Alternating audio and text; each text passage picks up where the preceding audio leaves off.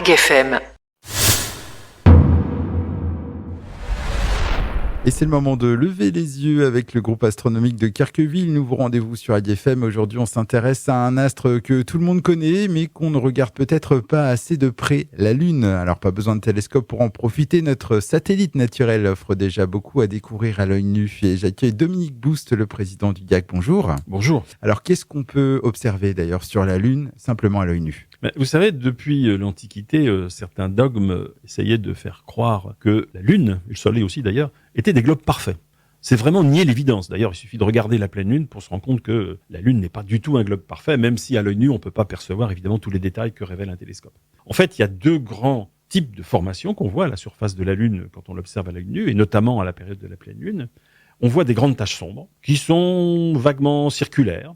Ces grandes taches sombres, comme elles sont sombres et plates et peu accidentées, les premiers observateurs les ont appelées des mers, parce qu'on croyait qu'il y avait de l'eau sur la Lune. En fait, ce sont des grands bassins d'impact, et ces bassins d'impact ont blessé tellement profondément l'écorce de la Lune qu'ils se sont ensuite remplis d'une lave extrêmement fluide, et ce qui donne cet aspect de mer, de lave en l'occurrence, et non pas d'eau. Et puis, le deuxième grand type de formation, c'est le reste, c'est-à-dire tout ce qui n'est pas des taches sombres, c'est des grandes étendues claires. On appelle ça, dans le langage scientifique, les terres. C'est quand même pas bien compliqué, par opposition aux mers. Ce sont des endroits qui, au télescope, révèlent de très nombreux cratères. C'est une partie de la Lune qui est la plus ancienne. Alors, une Lune qui change de forme tout au long du mois, qui est plus ou moins visible, on va dire. Comment fonctionnent ces fameuses phases ? Est-ce qu'il y a des phases préférables à l'observation ? Oui, bien sûr, mais avant ça, rappelons quelles sont les phases. Vous savez que tout ça, c'est une question de point de vue. Les trois acteurs à prendre en compte dans les phases de la Lune, c'est la Terre, sur laquelle nous sommes, bien sûr, la Lune elle-même et le Soleil, qui est la source de lumière. Selon leur position relative, on a affaire à soit une nouvelle Lune, quand la Terre, la Lune et le Soleil sont alignés à peu près dans cet ordre. Puis ensuite, au fur et à mesure que la lunaison s'avance, on arrive au premier quartier.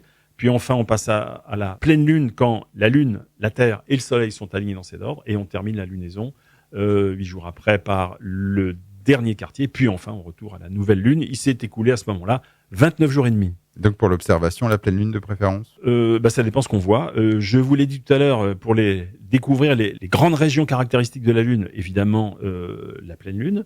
Et puis évidemment, quand on a même une paire de jumelles, les quartiers sont offrent des observations beaucoup plus spectaculaires, parce qu'à ce moment-là, on observe la limite entre la partie éclairée et la partie non éclairée de la Lune, c'est ce qu'on appelle le terminateur, et c'est là où le Soleil se lève ou se couche, c'est-à-dire que l'endroit de la Lune où le relief lunaire est éclairé par une lumière rasante, et c'est comme ça que les reliefs sont plus favorablement mis en évidence. D'autres détails à observer sur ce satellite naturel ? Outre les mers et les surfaces claires, les grandes étendues claires de la Lune qu'on vient déjà de nommer et de décrire, il y a quand même une formation assez particulière, une espèce de spot brillant depuis lequel semble partir des rayonnements qui traversent presque toute la face visible, ce qu'on appelle des éjectats. En fait, ce point brillant qu'on voit au sud de la Lune, c'est le cratère Tycho. C'est un cratère d'impact, comme la plupart des cratères d'ailleurs qu'on voit à la surface de la Lune.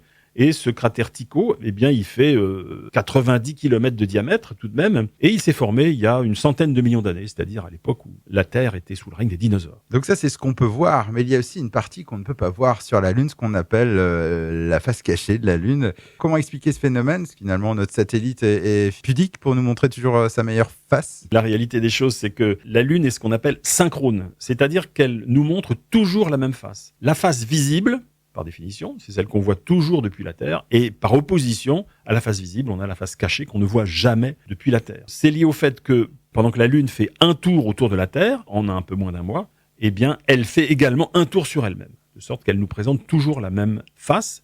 Et la conséquence de ça, c'est que pour un observateur qui serait situé quelque part sur la Lune, sur la face visible, il verrait la Terre quasiment immobile dans son ciel. En tout cas, merci une nouvelle fois Dominique Boust, donc président du groupe astronomique de Carqueville, pour ce voyage autour de la Lune. On rappelle que vous pouvez retrouver les actualités, animations et rendez-vous d'observation sur votre site internet. Donc le site internet du GAC, c'est gaq-astro.fr.